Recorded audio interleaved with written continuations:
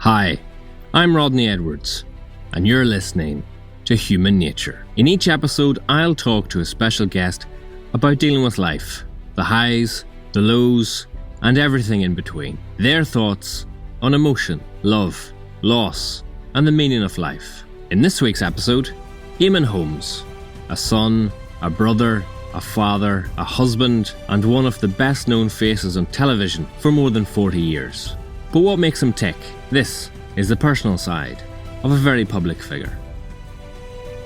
I do feel the clock's ticking, yeah, and you sort of feel, I want more time. I certainly don't want to live well into my 90s just to live long.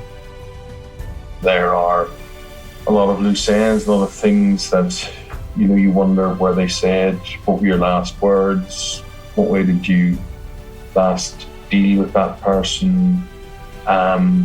Sudden death is a very, very difficult thing to deal with. People wake up in the morning wanting to be outraged and offended by anything that... I haven't even asked you about 5G yet. 5G is quite simple and quite straightforward. I never once said 5G spread coronavirus. I did well up at that. I could well up at that now. I'm talking to you about that. I said, well, could you just tell me where you want her to sit? Or do you want us to do this interview standing? She said, yes, we'll do the interview standing. I said, between you and me, that ain't going to happen, right? I said, so what's the problem? So how are you? Okay, I'm just trying to balance myself with you. We were, of course, supposed to meet at the start of the year to do this, and it didn't work out. And you were going to come down to see me in beautiful Fermanagh, but a few things cropped up at my end. The wettest county in Ireland. But the most beautiful. Our Lake District, absolutely lovely. And you've been here many times. One of the things that lockdown, I think, makes you very aware of is how you must see more and do more and spend more time doing the things you want with the people you want in the places where you want to be. And I suppose the thing that has struck me is actually how little time I have, which is my own, to do what I may want, may not even be valuable or purposeful or anything, but it would just be my time. And I get a bit, I'm a bit aware of that, and I'm a bit envious of that now. And sometimes people send me, as they've done today, they send me, what are they called? Little sheets and adverts in local papers and you'll have this at the Impartial Reporter, of places where I used to appear when I was young, when I was working for Ulster Television. And there was this situation in the early 80s that there were nightclubs, Rodney, opening up everywhere. All the hotels and the GAA clubs all around Fermanagh and whatever. And they wanted people to appear there, but the people who were the big acts, the Radio 1 DJs, the Page 3 girls, all these people who were presenting Top of the Pops and whatever, they cost big money. So there would either be someone like me as a support, as a warm-up for them, or there would be me if they just weren't in that league, and I was working in Ulster Television. I mean, I wasn't a DJ, but I was... This became a regular weekend thing, on a Friday or Saturday, or indeed sometimes often the Sunday evening. And what's interesting now is that people send me these flyers for places I've appeared in. And it's like yesterday, and I remember driving there in the dead of night and coming back. And I always remember when you drove to Enniskillen, the sun was always in your eyes going down the M1 because you were heading out west. And often when I finished whatever I was doing, you were driving back and the sun was coming up again, because the sun was coming up at 4 a.m. and things. And, it was, and they're very, very happy memory. I'm just realizing I should really put this live a minute, maybe turn your volume up. If I press record, it says, please request record permission from the meeting host. Okay, well, there's a button here, which I press, which now says record. It's gone off again. You press something that's gone off. Let me see. This is where I need one of my sons here to do things. But if you think you're recording it, then that's okay, isn't it? Yeah. No, that's good. That's good. I've got your volume up, so I think I can hear you now. I don't need the headphones. How's lockdown? And more importantly, How's Maggie, your border collie? Maggie is, where is Maggie? Maggie's here. Maggie's under the desk. Matter of fact, well, sort of, you can see her outline somewhere around there. I'm pointing. Beautiful dog. She's under the desk, but you'll find out when Maggie's here if the doorbell goes or someone arrives. She'll be on it. But yeah. So lockdown's been a very interesting journey. Like many people, I would have set myself targets. That you come out of this, it's not wasted time, and but I think it's time that's changed, and some of the things that I've been doing, like just clearing out stuff at home, stuff that you just would not have had time for at all to do. And maybe it didn't happen week 1 or week 2 or week 3 and you're a bit hard on yourself. But now by week 10, it's happening. It's happening. Things are changing.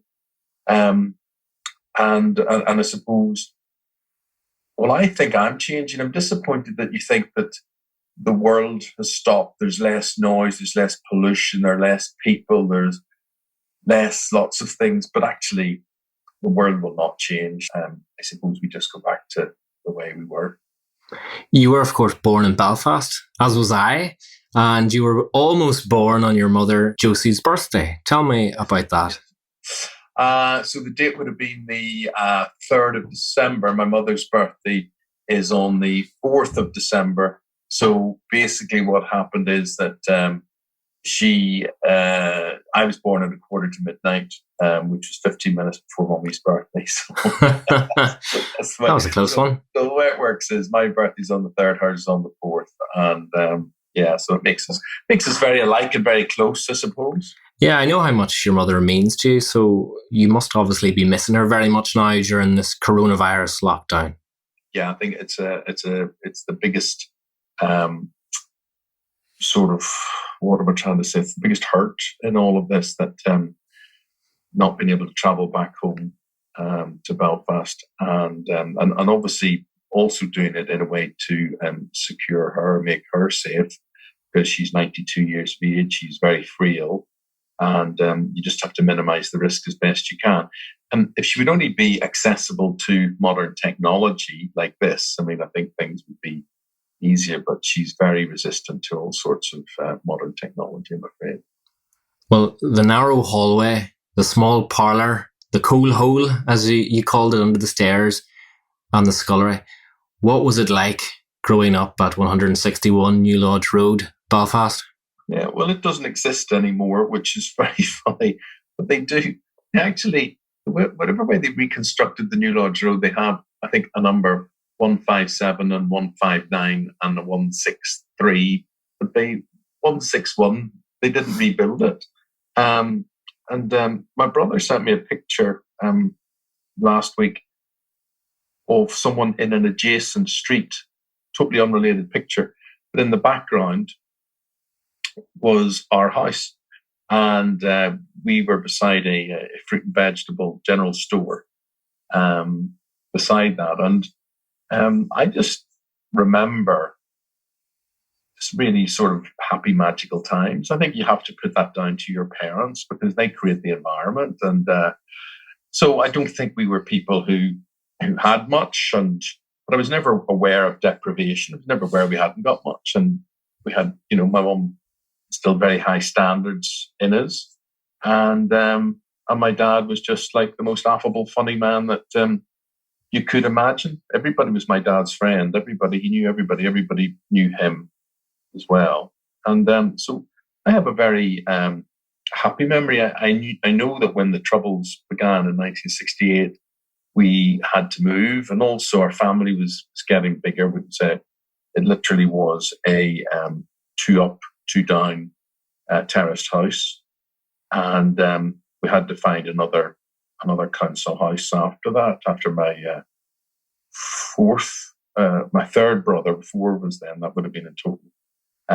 So we had to find another house at that stage, and we did. We moved into a different environment in North Belfast, but we moved to a house that had a garden, which was absolutely amazing. And then as the Troubles developed, that became your world. You did everything in that back garden. played the FA Cup final there, you played Wimbledon there, you ran the Grand National there, you did everything. And the Troubles impacted, I think, terribly on me in terms of how you were restricted in what you could do or couldn't do. And I often yearned, I think, as a teenager, I would think that, how come you see all these American movies and they go to drive-ins and they have takeaways and they go to hamburger joints and they have barn dances and they do all these things, and where, for people like me in interface areas, this wasn't possible, really.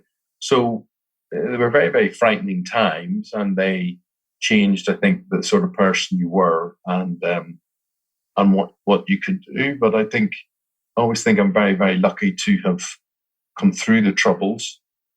But they were incredible years of your life to have taken away, between 1968 and, I suppose, 1980, I became a reporter. So therefore, I suppose the difference was that I felt it was then work, and you look upon it differently. It's you're less a victim, and you're more in control of what's going on. Just want to tell you, I'm just aware there's sprinklers on in the background there, and I do want to say to anybody, say we're wasting water, that's all recycled water from an underground tank.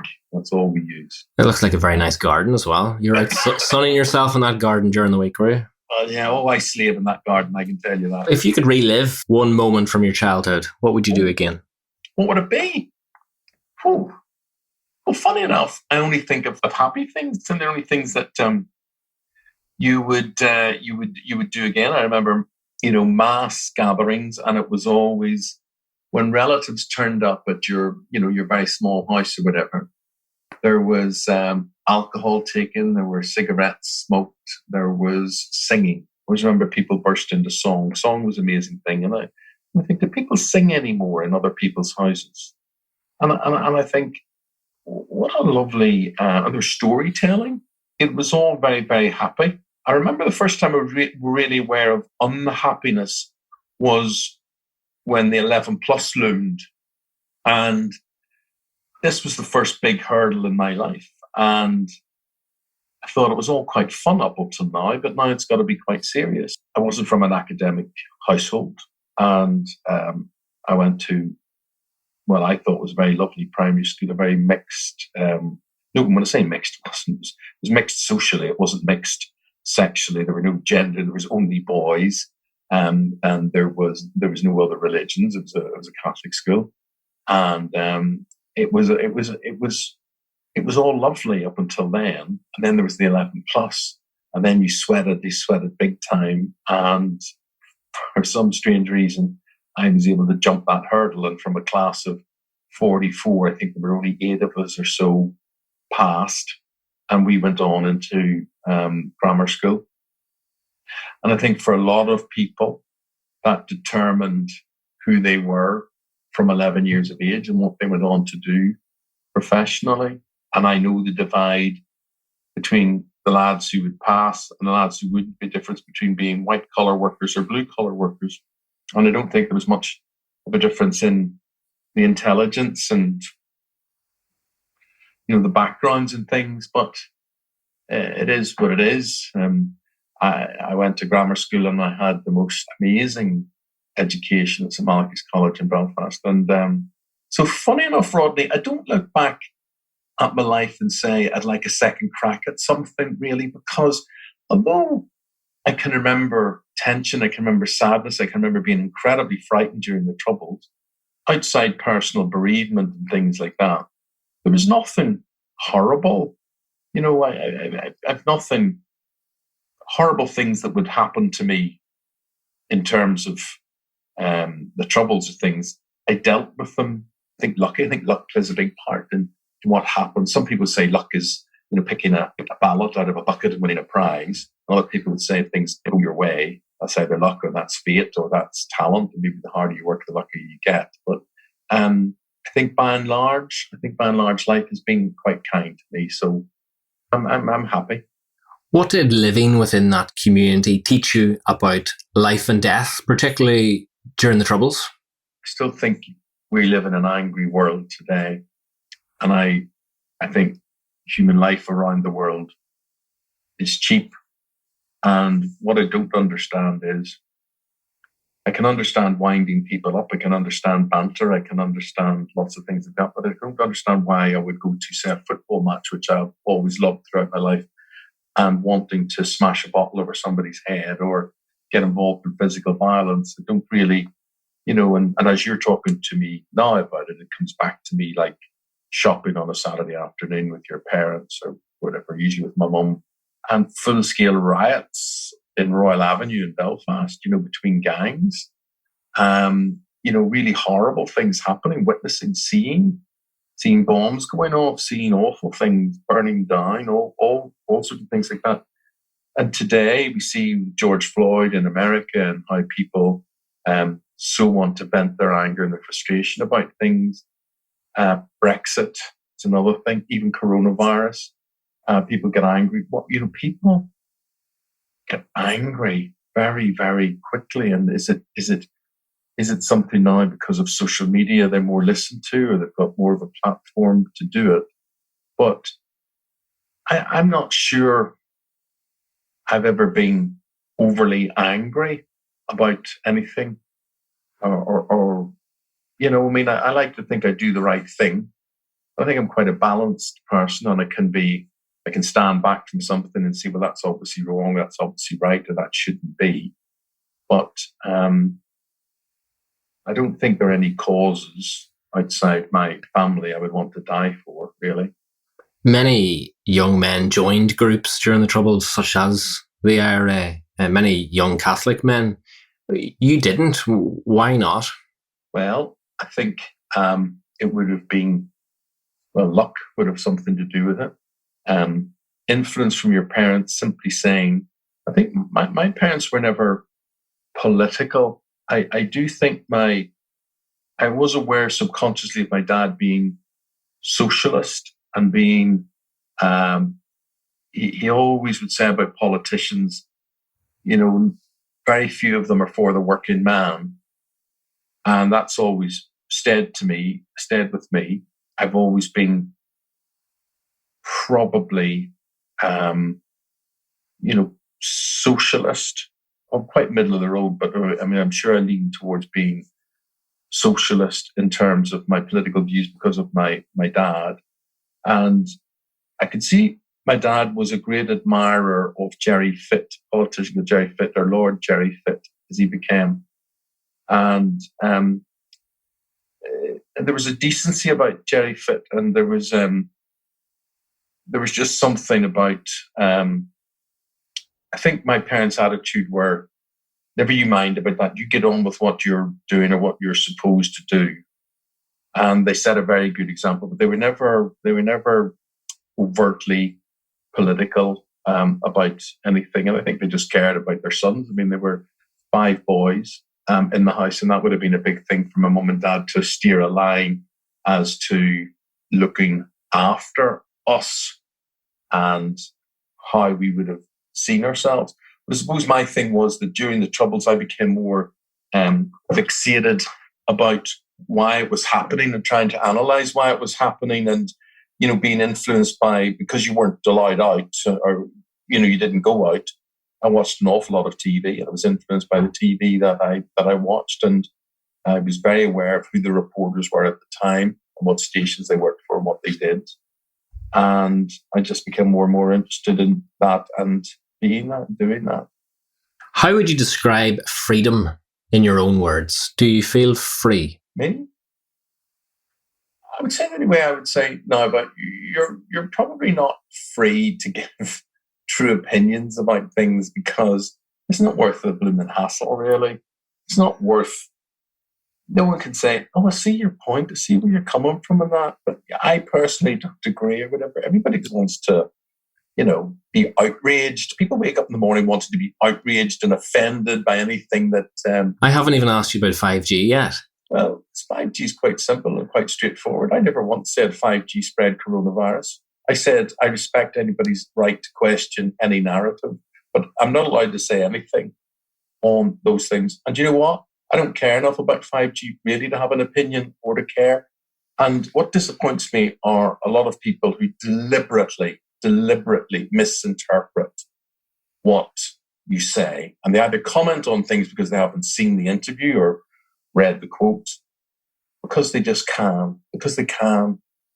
So, freedom, never really thought about it. I go about my own way. I've never felt unfree. I've never felt the need to be free and run naked in the fields or anything else. So if that makes me does that make me quite, I don't know. Do you think crying is a sign of weakness? And when did you last cry? Oh my goodness. I don't think crying is a sign of weakness in the slightest. I shed a tear last night where a very close friend told me that she had, not only she has cancer, her cancer's returned. So after 3 years of her cancer not being there. So I did well up with that. I could well up with that now talking to you about that. But I feel for her. I feel for her family. I feel for her because she's done all the right things in terms of diet, exercise, everything she could do. But it's back and it's quite aggressive. And, so crying's never annoyed me. I think I have a trait of being sentimental. I think things like music triggers me, but they probably trigger memories. I'm a great romantic. I'm a great sentimentalist. It's a very Irish thing. It's I sort of, if I could erase one trait from me, I think it would be sentimentality. I think it preys too much on my mind. I think it influences me too much. What is your earliest memory of love? Love? My granny, I suppose. My grandmother, my Granny Fitzsimmons. So I was 4 when she died of breast cancer, funny enough. I always remember a very, very close bond with her. But the reason I remember close bond, I remember her smell, I remember how she looks. I remember how she would take me by the hand and we would go and feed the ducks at Alexander Park in Belfast. And she often found time to be with me. And then I remember one day she just whispered to me, "Don't tell any of the rest of them." And I said, "What, Granny?" She said, "You're my favourite." I always remember that. She could have been lying to me, but I thought it was... So I was very, very devoted. I think I was more aware that I loved my granny, maybe more so before I knew that I loved my parents or I loved my brothers. Yeah. Of course, you married Gabrielle and years later separated in 95, but you had 3 children together, Rebecca, Niall and Declan. What do your children mean to you? Oh, everything. We have a very good blended extended family now. We add Jack to that. I never talk in terms of 3 children. I talk in terms of my 4 children. And they're all very close. And funny enough, lockdown has enabled me to put together photograph albums and things while I've been off, which is great. So we had a few surprise gatherings for me for my 60th birthday last December. And I was placing together photographs of them all during that. But they're I've got one of my sons, Niall, works with me here in London. And he produced my radio show. And Jack wants to go into journalism, but hopefully me or his mum didn't influence him. So Jack and Niall, Jack's 18, Niall's 26. They're very close. So they're all very close. And we sit down, we do all these Zooms. And so, the 4 of us and their partners, whatever, we would, I think this is a great thing, what we do now in terms of Zoom and Skype and all these vision things that happen. I end up, Rodney, speaking to you like this, which is great, to friends I have in Glasgow, friends I have in Watford, friends I have in other parts of London. It's fine saying you can be in London and you have friends, but honestly, I'm not kidding you. It would be easier for me to go from Belfast to visit you in Enniskillen and return of an evening. And you'd say, why would you do that in an evening? That's what you're expected to do in London. Southwest London, and somebody lives in Northeast London, where it takes 90 minutes to get to them and back again and whatever. And you sort of think, well, why am I doing all this? It's a huge area to cover. and traffic and congestion and traffic lights and all that sort of thing. But so actually, I love this. I love this video revolution that's going on. Well, growing up, you were very close to your father, Leonard. What important life lessons did he teach you? You're not aware of it at the time, but my dad. There was always a dignity and respect with my dad. That he always said, treat people the way you would wish to be treated yourself. And I find that as a TV personality, people constantly say, "Oh, you and Ruth are so normal. Oh, it's really nice meeting you," or whatever. Or what is everyone else like? And I suppose we've just got to. It's from your roots and how your parents expected you to treat other people. I suppose that's just, if it just comes naturally and it's not an act and whatever, then it's a relatively easy thing to do. My dad was a carpet fitter, and when I laugh at it now because usually at weekends my mum would be so delighted that he would take 1, 2, 3, 4, 5 of us out of the house and put us in his carpet van to give her a bit of a break. I remember one of the most wonderful things was he was working in a department store, the name of which it was in Ann Street, and it was like one of those independent stores that you don't get anymore now, but it was pretty big. And on a Sunday, he was refitting this department store, doing some work in it. So he brought us. There was 3 of us: me, my brother Brian, my brother Leonard. And he brought us into this department store. It was like your dream. There was the toy department, the clothes department, the sports department. There was everything there. And all he spent his time doing was, don't touch anything. Don't touch anything. You can't touch anything. We had the whole place to ourselves. You could go up and down the escalators. You could run around.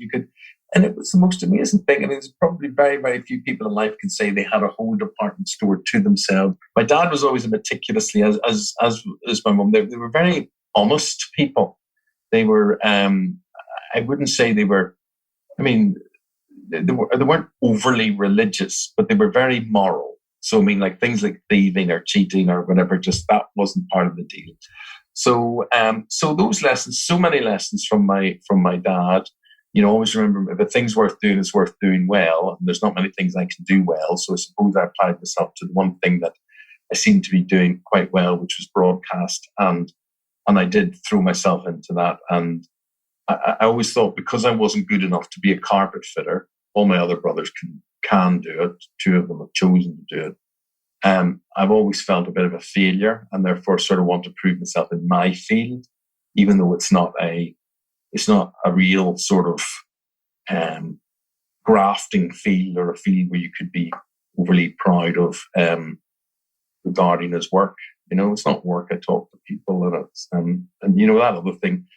Dad always said to us, do what you want to do what you'd like to do, because if you do something you like, you'll never work a day in your life. And he would always say that, and he was always very encouraging. He was very supportive of me, whereas my mother just wanted me to, when I got a place in journalism college, she basically said, "You're not going there. You're going to have to get a wage and bring it into this house," which is what I had to do. So I spent a year working in Primark, and it was so tough. It was very good for me because it was so tough. It was so hard to be a trainee manager, and so much expected of you, so much pressure, that I really thought, no, I'm leaving this and packing this in. I'll work at night at a bar. I'll bring money into the house, but I am going to do journalism.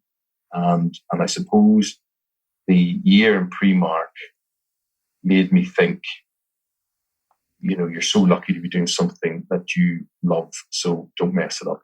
When you left Belfast for Manchester all those years ago, your father sang Danny Boy for you. And that's such a beautiful thing to do. What do you think when you picture that moment?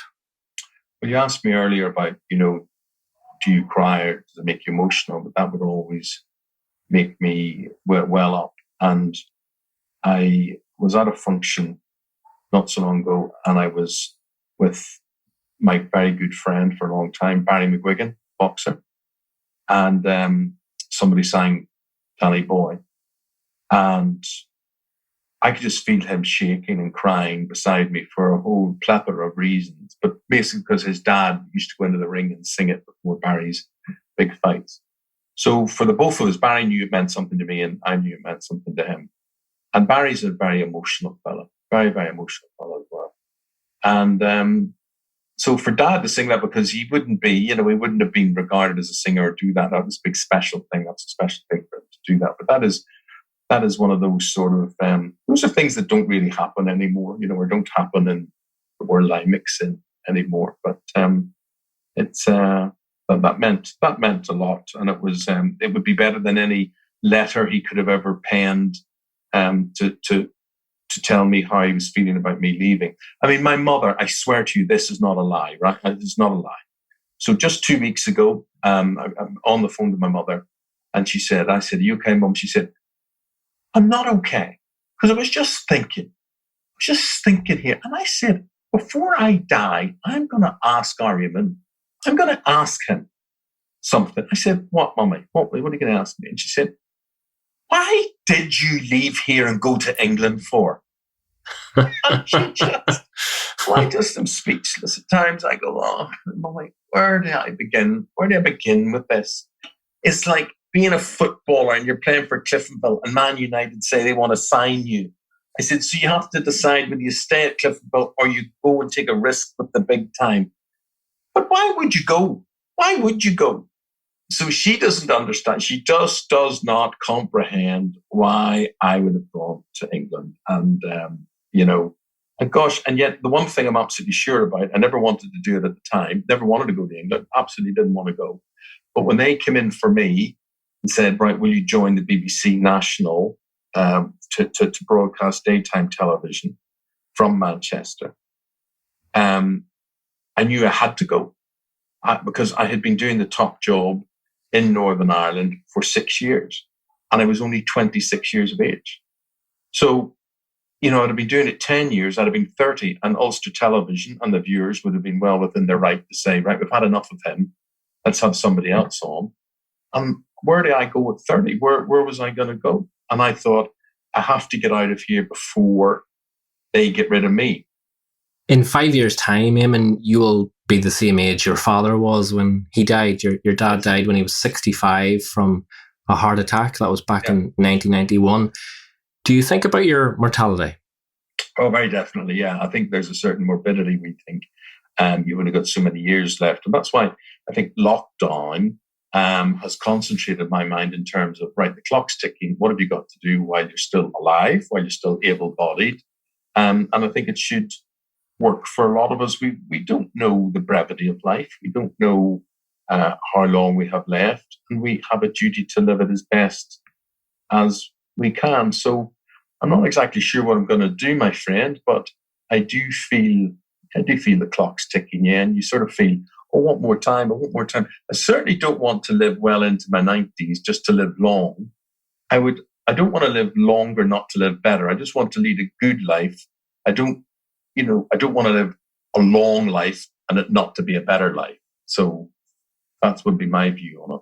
Of course, you married Ruth Langsford in 2010 and you met her in 1997. So what kept you from tying the knot? I'll tell you what kept me, because Ruth never asked for marriage at any stage. So she wasn't a woman who looked for the white wedding and the big day and all that sort of thing. So that was really, if she had been insistent on it, then I would have been, but she wasn't. No. What's the difference between falling in love and being in love? I have fallen in love. I have been in love.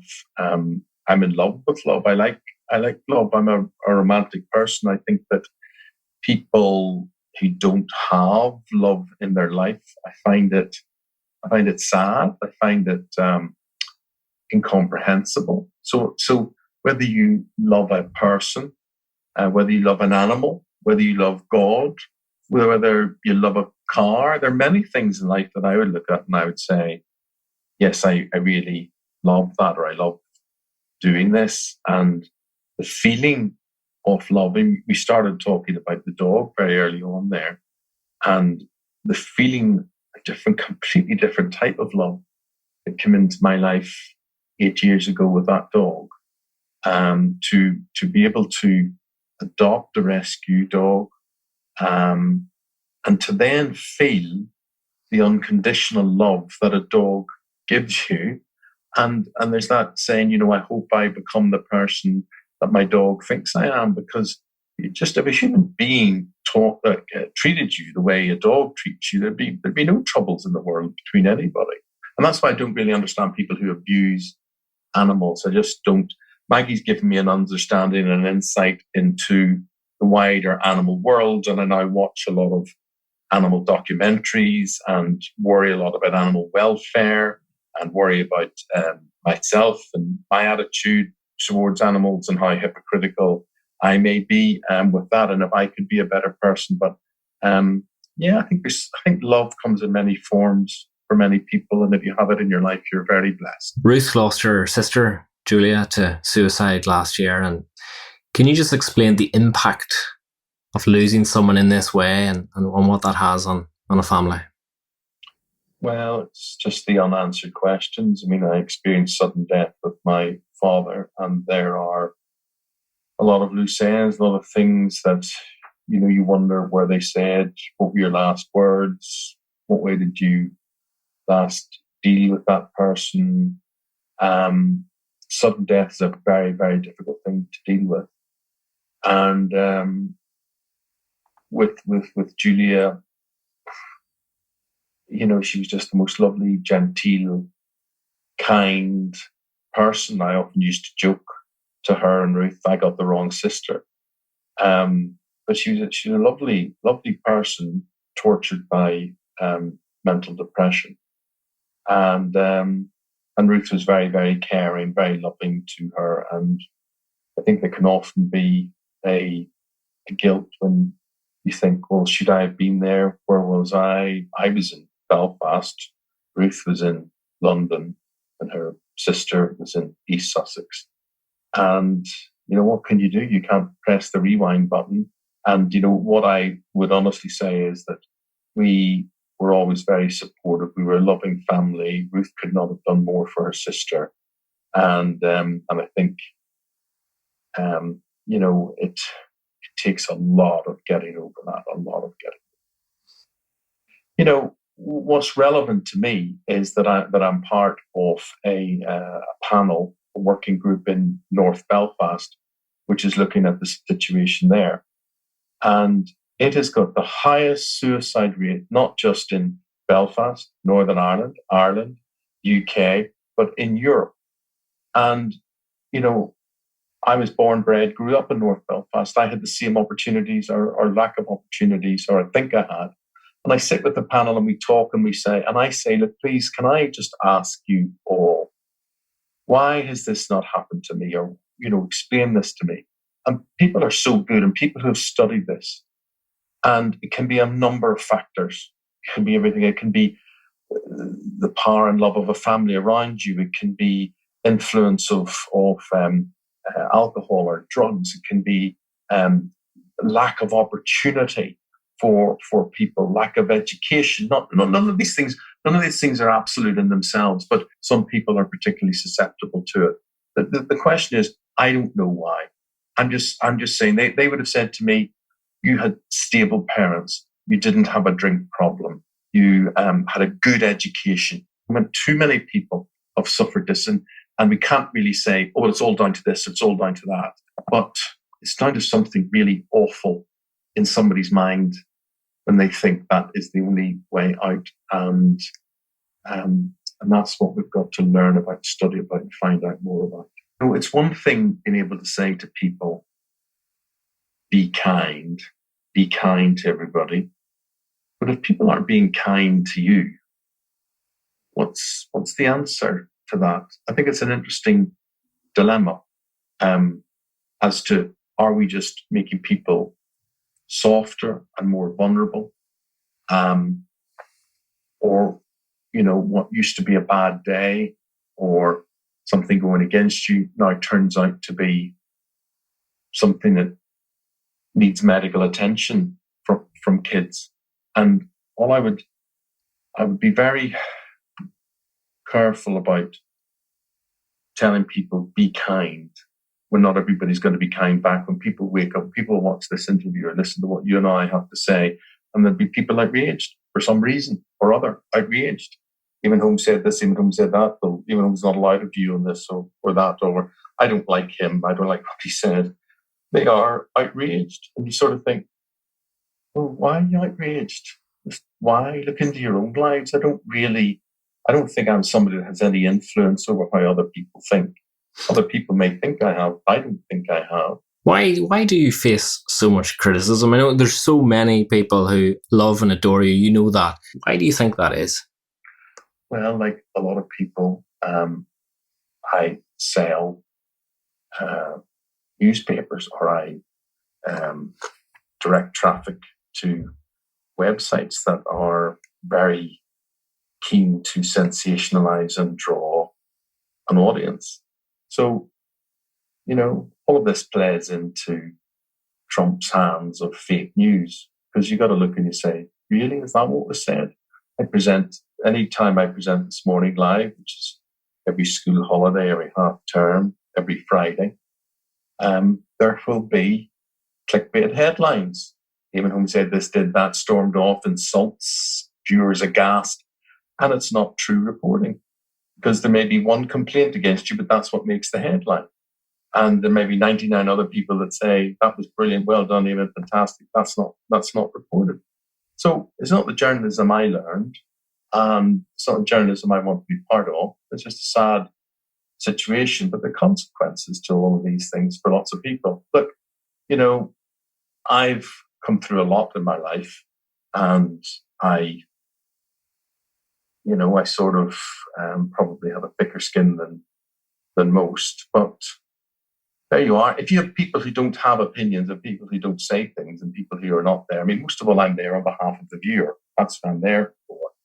But if you don't have that, you just get a vanilla form of presenter. Well, that's fine. I'm sort of too long in the tooth now to maybe be vanilla. I used to chocolate on top. I used to watch you on GMTV before I went to school, and I remember that infamous David Blaine interview. Who's been the most fun to interview, and who's been the most difficult to interview in more recent years? Well, the difficult thing's easy, because you get people who come from America usually, and they've got people around them, and they have a list of demands and conditions. And there's lots of people who I can see there's lots of people I'd like to name, but all this will end up as clickbait names for publicizing your podcast, Rodney, which and I'll take all the flack for. But so you used to be able to tell stories whereby you could regale people with the bad behavior of certain people, but you can't now because it becomes too sensationalist. But there was somebody who arrived in from America recently, and they said at the last minute, they stood on the edge of the studio this morning, and her people said, "You can't sit there." Why? There's a couch on this program. I said, "Yeah, well, if you had done your research for the program, there's a couch for the program." So when no one told me it was a couch, I said, "Well, the best will in the world. The researchers are all, I can't stand people being sycophantic around all these PR people. We're there to ask questions, not to ask the questions they won't ask." And the PR people are saying, "No, this can't happen." I said, what is the problem here? She can't sit here because there's a couch. I said, "Well, could you just tell me where you want her to sit, or do you want us to do this interview standing?" She said, "Yes, we'll do the interview standing." I said, "Well," "between you and me, that ain't going to happen, right?" I said, "So what's the problem?" And they go, and we're on a commercial break, and they go, "Miss So-and-so is allergic to materials in a couch. So you're not ever allowed to speak to Miss So-and-so," which I don't agree with. I just think, right, shut up, you, right? I go, "Right, Miss So-and-so, rather than what you are allergic to, what are you not allergic to?" And she said, "I'm not allergic to linen." And I said, "Well, this is your lucky day. You see that couch over there? That couch not only is linen, that couch is Ulster linen, where I am from." I said, "And I have had this specially flown in and made because I, like you, have the same allergy to everything, to velvet, to silk, to cotton, to whatever.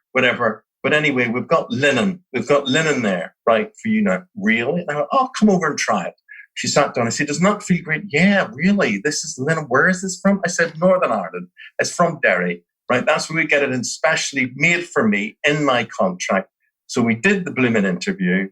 She gets off the thing, and the researchers run to me and say, how did you know that was linen? How do you know? I said, no idea what it is. Absolutely no idea. I said, but it's too late to even sit and worry about it. Just tell her it's linen. She's happy. She hasn't come out in a rash. Everything's fine. There you go. And with a lot of these people, it's about, pushing it as far as they can with their people, pushing it to see how much respect they can get or how big stars they are or whatever. And it is childlike. It is absolutely childlike. And they're always a type of person. And then you get big stars. You get, Pierce Brosnan. You get John Travolta. You Robin Williams. You Tom Hanks. You get people like this. Not a single request. No conditions to anything. They're giving. They're welcoming. They're lovely. Kelsey Grammer, Donald Sutherland, Kiefer Sutherland, just absolute joys to be with. And the loveliest man of all time, as a star, most ordinary star I've ever met, and I had the privilege to know. There's not many of them you get to know. As a matter of fact, I can't really think of another one. It was Roger Moore, Sir Roger Moore. And he became, over the course of 15 years or so, as close of a friend, and I had marvelous times with him, and just a lovely man. And the great privilege was to be invited to one of 100 people invited to his memorial service at the James Bond studio at Pinewood.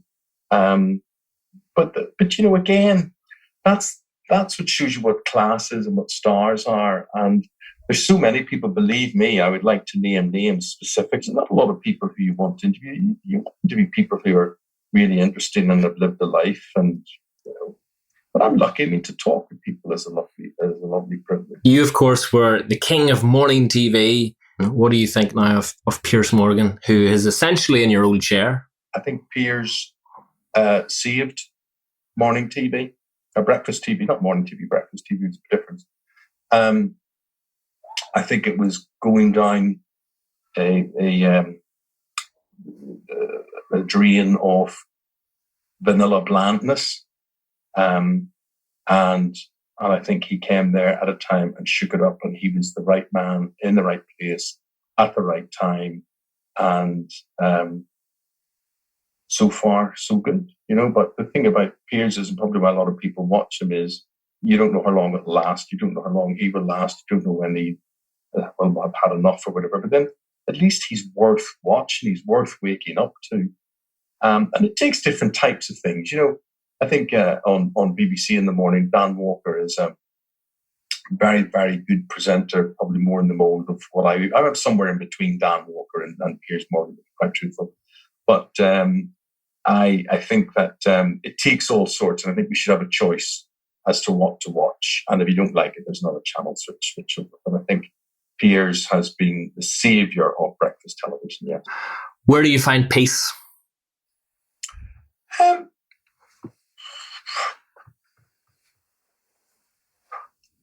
I find peace in an awful lot of areas. I find peace with my family. I find peace with my dog. I find peace watching TV.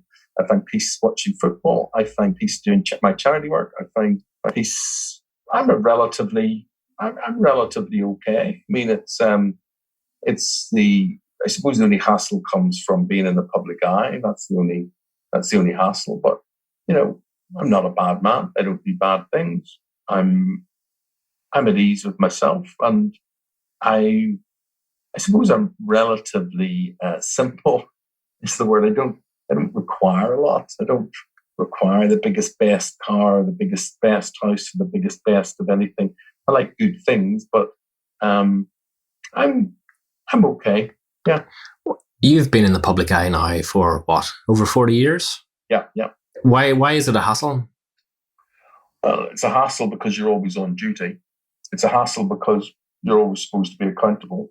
It's a hassle because as soon as you put this podcast out, you'll find out it's a hassle to me, because everything you say is deemed to be controversial or taken the wrong way. So from that point of view, when you don't mean any harm, you don't mean, and you're simply trying to state a case on behalf of other people or whatever, it's somehow controversial.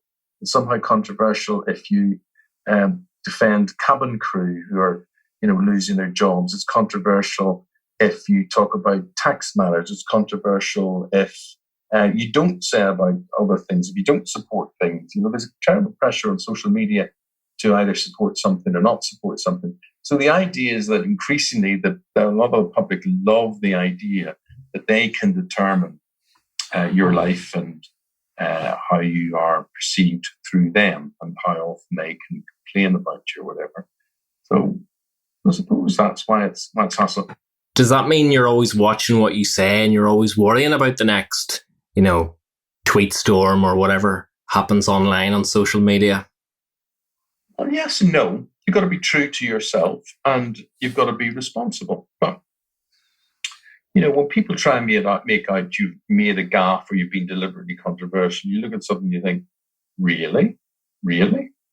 What is so wrong or controversial about that? The only thing's wrong about it is from an easy target. It's from me, who they know they can kick me as much as they want, sort of things. That's the way it is. And it's, a lot of people just have opinions about you. You're like Marmite, and either love you or hate you. So, yeah. As you reflect on your life, Eamonn, thus far, if you tell your younger self one thing, what would it be? It'll go very quickly. Make the most of it. Enjoy it more. I suppose I was very serious about my career. But I think it had to be because as a freelance, you just don't know where the next job's coming from. You don't know what will happen next. So I suppose there's nothing really much I could do any differently than happen.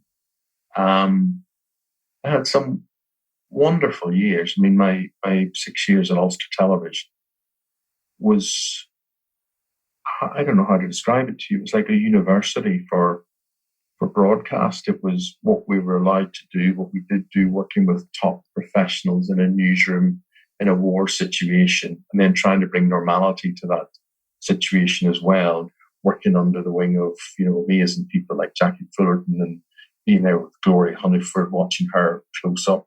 And, we're friends to this day with that sort of thing. So many top pros, top producers, top journalists. That was a privilege to work there. You were back in Northern Ireland in 1998 as well to cover the Omagh bomb. Did that have an impact on you? Very much so, yeah. I will never forget the smell. I will never forget the glass under my feet. And